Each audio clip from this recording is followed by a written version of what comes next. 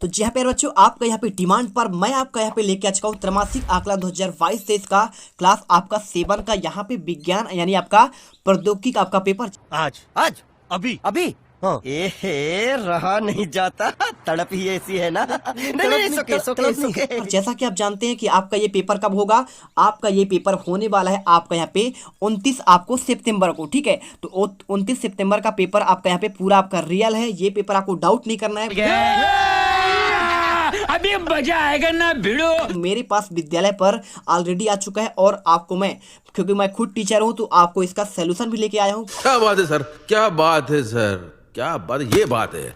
अरे सर क्या बात। आपके पेपर के साथ याद कर लीजिए, एक भी नंबर आपके नहीं कटेंगे। और जैसा कि आप जानते हैं, पहला पेपर आपका गणित का होगा, दूसरा अंग्रेजी का, और तीसरा आपका हिंदी, और चौथा पेपर 29 को आपको यहाँ पे किसका होने वाला, विज्ञान का। चलिए फटाफट इसके आंसर देखेंगे, क्योंकि मेरे पास यहाँ पे हर एक पूरे पेपर का यहाँ पे आपको आंसर आपको मैं दिखाऊंगा। देखिए मेरे पास यहाँ पे 8वां क्वेश्चन, इसके बाद 9वां, 10वां, 11वां, और आपका 12वां, 13वां, 14वां, और आपको यहाँ पे 15वां, 16वां, 17वां, हर एक क्वेश्चन का आपको आंसर यहाँ पे मेरे पास मौजूद है। तो चलिए फटाफट इन सभी क्वेश्चन के आपको आंसर दिखाएंगे। और यदि आप वीडियो पर पहली बार विजिट कर रहे हैं तो वीडियो को दिल से लाइक कर दीजिए, क्योंकि देखिए आपको मैं यहाँ पे टॉपर्स बना दूंगा, आपके एक भी नंबर नहीं कटने दूंगा, ठीक है। तो फटाफट यहाँ पे आंसर देखते हैं। 3 घंटा का आपका पेपर रहेगा, आपको 80 नंबर का ये आपका यहाँ पे पेपर होने वाला है। आपका प्रोजेक्ट का भी आंसर मैं आपको दिखाऊंगा, टेंशन मत लीजिए, ठीक है।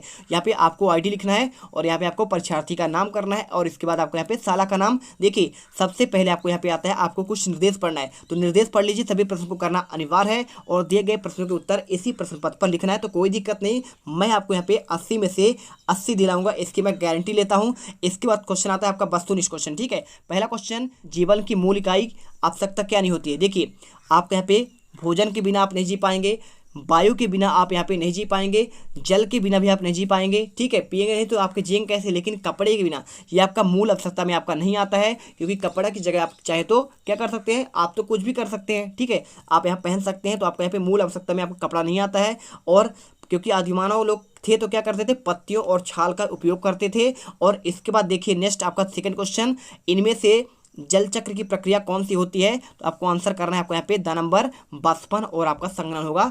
बाष्पन सिर्फ नहीं होगा, ये भी सही है, और आपका ये भी सही है। और द्रवण आपका होता नहीं है, आंसर आपको यहाँ पे ये करना है द नंबर। इसके बाद देखिए क्वेश्चन आपका तीसरा, दिए गए आपको समीकरण में आपको रिक्त स्थानों की पूर्ति करना है। क्या लिखा है, 2 आपका यहाँ पे Mg लिखा है, और आपका यहाँ पे 2 MgO। देखिए दो अणु आपके ऑक्सीजन के हैं, मतलब आपका यहाँ पे O2 आएगा। क्या आएगा, O2 आएगा, यानी आपका पहला आंसर आपका सही हो जाएगा। इसके बाद क्वेश्चन आपको यहाँ पे गर्म पानी से भरे बीकर में थर्मामीटर डालेंगे तो पारे के स्तर में क्या प्रभाव पड़ेगा। तो देखिए सिंपल सा, गर्म होगा तो क्या होगा, पारा आपका ऊपर जाएगा, ठीक है। जब बुखार चढ़ता है तो क्या होता है, पारा ऊपर बढ़ जाता है। और इसके बाद देखिए ना तो आपका यहाँ पे नीचे वाला होगा ऑप्शन, ना तो आपका यहाँ पे पानी में चला जाए, ये भी गलत है। और पारे के स्तर पर कोई परिवर्तन नहीं होगा, ये भी आपका गलत है, यानी आपका सही यहाँ पे बी नंबर है। इसके बाद क्वेश्चन, आपको यहाँ पे वीडियो अच्छी लगे लाइक करिए। 5वां क्वेश्चन देखिए क्या लिखा है, दिए गए आपको चित्र में सबसे पहले आल्पिन कौन सी गिरेगी। तो भाई साहब जो आपको यहाँ जब इसे हटाएंगे तो पहली वाली आल्पिन तो गिरेगी, तो यानी ए नंबर आपका यहाँ पे राइट आंसर आपका हो जाएगा। इसके बाद देखिए क्वेश्चन आपका यहाँ पे छठा क्या लिखा है,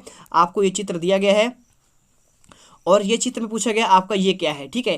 तो आपका इसे पूछा गया, तो आप यहाँ पे बता देंगे क्या होगा। आपका यहाँ पे सॉस नली आपका यहाँ पे कहलाता है, तो आपको ये सॉस, देखिए यहाँ पे आपको सॉस ही तो लेते हैं, तो ठीक है। आपको यहाँ पे आंसर आपको सॉस नली कर देना है, चलिए कर दीजिए। और इसके बाद देखिए क्वेश्चन आपका यहाँ पे आता है आपका अति लघुत्तरीय क्वेश्चन, आपको इनमें तत्वों के नाम दिया गया है, इसके आपको संकेत बताना है। देखिए क्लोरीन का होता है आपका Cl होता है, हाइड्रोजन का आपका यहाँ पे H होता है, ब्रोमीन का आपको Br, और ऑक्सीजन का आपका यहाँ पे O होता है, ठीक है। चलिए इसके बाद क्वेश्चन 8वां, यदि समुद्र पे पानी के समस्त काई खत्म हो जाएं तो क्या क्या प्रभाव आपका जंतुओं पर पड़ेगा। देखिए समुद्र के पानी में आपको यहाँ पे, पानी में क्या होता है, बहुत सारे आपके काई गायब हो जाएं तो खाद्य श्रृंखला आपका टूट जाएगा, और छोटे जंतुओं का भोजन समाप्त हो जाएगा। और समाप्त जब हो जाएगा तो क्या होगा, भोजन समाप्त होने पर उनका जीवन भी समाप्त हो जाएगा, और जिससे बड़ी मछलियों का जीवन समाप्त हो जाएगा, और जिससे सील जैसे जीवों का आपका भोजन भी समाप्त हो जाएगा, ठीक है। चलिए इसके बाद क्वेश्चन आता है आपका यहाँ पे क्वेश्चन नंबर 9, आपके आसपास सफ़ेद और काले रंग के कपड़े हैं, गर्मी की दिनों में आप किस रंग का कपड़ा आप चयन करेंगे। देखिए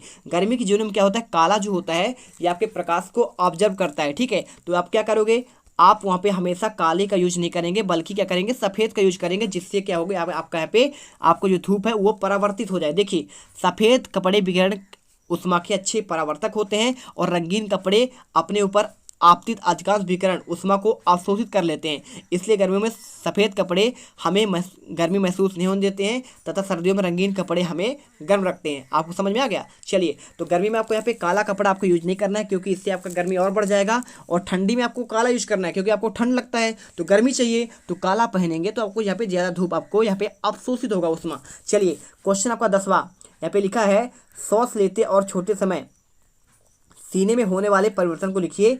आपको आंसर यहाँ पर देखिए क्या लिखा है, जब हम सांस लेते हैं, क्या लिखा है यहाँ पे, जब हम सांस लेते हैं तो उस पर उपस्थित हवा ऑक्सीजन और फेफड़े में पहुंचती है, खून के निकट संपर्क में आती है, उसे अवशोषित कर लेता है, शरीर के सभी भागों में ले जाते हैं, साथ ही खून का कार्बन डाइऑक्साइड को शरीर में लाकर फेफड़ों में छोड़ता है, उच्छ्वास के साथ फेफड़ों में बाहर निकाल दी जाती है। ऐसे पक्षाघात से प्रभावित नहीं होता, लेकिन छाती, उदर और डायफ्राम की पेशियां प्रभावित होती हैं।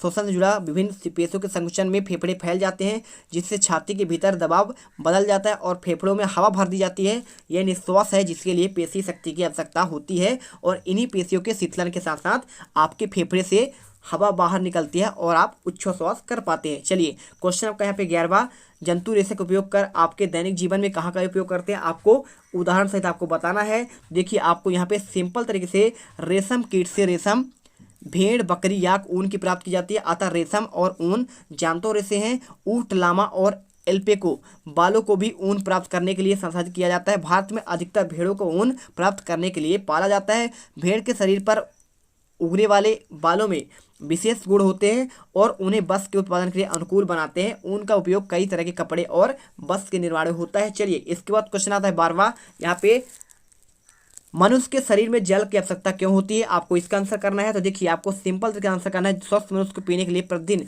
लगभग 2 से आपका 3 लीटर का आपको जल की आवश्यकता पड़ती है। आपको यहाँ पे पढ़ लीजिए पूरा। और जैसे कि आप भोजन पचाने में, पचे हुए भोजन के अवशोषण में और संवहन के लिए ये आपका जल आवश्यकता होती है। जल का उपयोग अपशिष्ट पदार्थों, मूत्र और पसीने के उत्सर्जन के रूप में किया जाता है और यह शरीर के ताप को भी नियंत्रित करता है। अतः मनुष्य के शरीर में जल अति आवश्यक है। जल को निम्न तरीकों से पीने योग्य बनाया जा सकता है। ठीक है, जैसे कि देखिए, पानी को उबालकर, कैंडल वाटर आपका फिल्टर के द्वारा, मल्टी स्टेज शुद्धिकरण के द्वारा, या फिर आपका क्लोरीन मिला दोगे तो आपका पानी शुद्ध हो जाएगा। इसके बाद क्वेश्चन 13वां, यहाँ पे आपको मनुष्य के पाचन तंत्र का आपको नामांकित चित्र आपको बनाना है। ठीक है, और आमाशय और बड़ी आंत इसमें सब शामिल हो। देखिए, तो आपको यहाँ पे सबसे पहले देखिए, आपको यहाँ पे आपको ये वाला भाग करना है आपको। ठीक है, पूरा इसमें आपका लिखा है ग्रास, ग्रसनाली, आपका लार ग्रंथि, जीभ, दांत, अति, ये सब कुछ लिखा है। और इसके बाद देखिए, आपको यहाँ पे आमाशय के बारे में आपको लिखा है, आमाशय, अग्नाशय, अग्नवाहिनी, यकृत, पित्ताशय और मूत्र। और इसके बाद देखिए क्षुद्रांत्र, ग्रहणी, अक्षुद्रांत्र, और ये जो आपको जो नाम लिखे हैं सभी के आंसर आपको यहाँ पे इस प्रकार से कर देंगे, आपको पूरे नंबर मिल जाएंगे। ठीक है, चलिए, यहाँ पे जैसे दिखा गया क्वेश्चन में आपको ऐसे करना है। और इसके बाद क्वेश्चन देखिए, आपको यहाँ पे नेक्स्ट क्वेश्चन आता है, गर्मियों में अक्सर दूध व भोज्य पदार्थों को जल्दी खराब हो जाते हैं, इसका क्या कारण है। ठीक है, और दूध खराब होने से बचाने के लिए आप कौन कौन से उपाय करेंगे, तो इसके लिए देखिए, आपको यहाँ पे क्या करना है, दूध का उपयोग करने से पहले उबालना इसलिए आवश्यक है ताकि दूध पाए जाने वाले हानिकारक जीवाणु क्या होते हैं यहाँ पे अन्न सूर्य में नष्ट हो जाएं, और अधिक गर्म करने और अधिक ठंडा करने से सूर्य में उपस्थित एंजाइम निष्क्रिय हो जाते हैं। और यहाँ पे क्या होता है देखिए, और खाद्य पदार्थों का संदूषण करने उन्हें नष्ट नहीं कर पाते, इसलिए उबला हुआ दूध पीने से लोग स्वास्थ्य पर अच्छा प्रभाव पड़ता है। ठीक है, चलिए, इसके बाद देखिए क्वेश्चन आपका दीर्घोत्तरी उदाहरण के लिए दी गई सारणी को आपको पूर्ण करना है। देखिए क्या लिखा है, नीला लिस्ट पेपर और आपका यहाँ पे लाल लिखा है। ठीक है, आपको आंसर यहाँ पे, इसका आंसर आप छोड़ दीजिए, कोई दिक्कत नहीं है, आप यहाँ पे क्वेश्चन करिए, आपको इसका आंसर मैं आपको बाद में दूंगा। आपको अथवा वाला क्वेश्चन कर लीजिए, 2 में से आपको एक का आंसर करना है, जो आपका सबसे बेहतरीन हो उसे करिए। देखिए, निम्न दिए गए पदार्थों में अम्लीय, क्षारी और उदासीन को वर्गीकृत करना है। खाने का सोडा क्या होता है आपका यहाँ पे क्षारी जैसे होता है, नींबू का रस क्या होता है आपका अम्लीय होता है, चूना आपका यहाँ पे क्षार, शक्कर का घोल अब अम्लीय होगा। और इसके बाद देखिए आपका इसके अलावा इमली का रस क्या होता है आपका अम्लीय होता है, नमक का घोल आपका क्षारीय होता है। ठीक है, और दूध आपका अम्लीय होता है, दही आपका अम्लीय होगा। और इसके बाद देखिए साबुन आपका यहाँ पे क्षारीय होगा, और संतरा आपका यहाँ पे अम्लीय, टमाटर का रस भी आपको यहाँ पे अम्लीय हो जाएगा। ठीक है, चलिए, इसके बाद क्वेश्चन नंबर आपका 16, यहाँ पे दूरी का समय और ग्राफ बनाना है। ठीक है, यहाँ पे देख लीजिए, यहाँ पे आपको, और आपको यहाँ पे क्वेश्चन दिया है, क्या कार नियत गति से आपका चल रही है, और कार की अनियमित होने पर ग्राफ का आपको सरल रेखा प्राप्त होता है कि नहीं, आपको इनका आंसर करना है। चलिए आपको दिखा देते हैं, पहले का आंसर आपको यहाँ पे हाँ लिखना है, दूसरा का आपको नहीं करना है। तीसरे देखिए क्वेश्चन आपको दिया क्या गया है, क्या कार की नियत गति चल रही है, तो आपको आंसर कर देना आपको यहाँ पे सही है, क्योंकि देखिए आपका धीमी गति चल रही है, मतलब 1 मिनट में 1 किलोमीटर चल रही है, मतलब सही है, ठीक है। और इसके बाद देखिए कार की चाल अनियमित होने पर ग्राफ की रेखा क्या होगा, तो क्या आपका यहाँ पे रेखा प्राप्त होगा, तो आपका नहीं लिखना है। और 6 देखिए तीसरा पॉइंट क्या लिखा है, यहाँ पे लिखा है उपरोक्त सारणी में गति का आपको 6 मिनट कार की आपको चाल का ज्ञात करना है। तो देखिए 6 मिनट आपको यहाँ पे किलोमीटर है और चाल बराबर क्या होता है, दूर बटे समय होता है। तो 6 बटे आपको यहाँ पे 6 करेंगे तो आपका आंसर निकल कर आ जाएगा 1 आ जाएगा, ठीक है। चलिए इसके बाद आपको यहाँ पे नीचे इसका आपको यहाँ पे ग्राफ बनाना है, ठीक है। आपको ग्राफ आरेख बनाना है तो आपको ऐसे बनाना है। देखिए आपको यहाँ पे ग्राफ आपको ये हो जाएगा, पहले आपको 1 2 3 4 5 6 तक, ठीक है। आपको यहाँ बना देंगे, आंसर आपको मिल जाएगा। इसके बाद क्वेश्चन आपको यहाँ पे अथवा वाला, तो आप इसे आप रहें तो कोई दिक्कत नहीं है, ठीक है। एक क्वेश्चन कर लीजिए और एक क्वेश्चन छोड़ दीजिए, कोई दिक्कत नहीं। इसके बाद क्वेश्चन 17वां, ये वाला क्वेश्चन आपको छुड़वा देते हैं। अनैच्छिक, ऐच्छिक और हृदय पेशी उनके कार्यों के आधार पर तुलना करना, 10 नंबर क्वेश्चन। और इसके अथवा वाले क्वेश्चन आप देख लीजिए, बहुत सिंपल तरीके से। देखिए यहाँ पे क्या लिखा गया है, यहाँ पे इसी क्वेश्चन है ना। देखिए ऐच्छिक का, अनैच्छिक का और हृदय पेशी का, इनका आपको यहाँ पे आपको चित्र पहले बनाना है। तो आप ये देख लो, इनके आंसर आपको ये लिखा गया है, ठीक है। और इसके बाद आपको यहाँ पे तंत्रिका तंत्र का आपको नाम है, चित्र आपको बनाना है। आपको यहाँ पे संयोजी ऊतक का बनाया गया है, उसको छोड़ दिया गया है। ये वाला संयोजी ऊतक का चित्र आपका ये हो जाएगा, तंत्रिका तंत्र का चित्र आपको यहाँ पे ये हो जाएगा। अब क्वेश्चन बना लिखा क्या होगा यदि पेशी ऊतक को कोशिका में फैलने और सिकुड़ने की क्षमता को बनावट न हो, बनावट कार्य के आधार पर कीजिए। तो यहाँ पे आपको सभी का आंसर मैं आपको यहाँ पे दे दे रहा हूँ, इसे पढ़ नहीं रहा हूँ क्योंकि आपका टाइम बहुत वेस्ट होगा और हमारा भी टाइम वेस्ट होगा। आप इसे अच्छे से लिख लीजिए। पहला पॉइंट आपको यहाँ पे ये मिल जाएगा, आप इसे पूरा कर लीजिए। इसके बाद दूसरा पॉइंट यहाँ पे मिल जाएगा, ये सारे पॉइंट आप कर लीजिए अच्छे से और आंसर कर लीजिए। तो यहाँ पर देखिए हमने आपके सभी क्वेश्चन के आंसर प्रॉपर, मैंने आपको यहाँ पे 17 से लेकर आपके यहाँ पे कहाँ तक, आपके पूरे यहाँ पे 10वां 5वां 6वां और आपका यहाँ पे 1 तक के आंसर, कंप्लीट आंसर मैंने दे दिया है। आई होप ये वीडियो आपको पसंद आया होगा। जय हिंद, जय भारत। वीडियो अच्छी लगे दिल से वीडियो लाइक करिए, चैनल को सब्सक्राइब करिए। मिलते हैं नेक्स्ट वीडियो पर।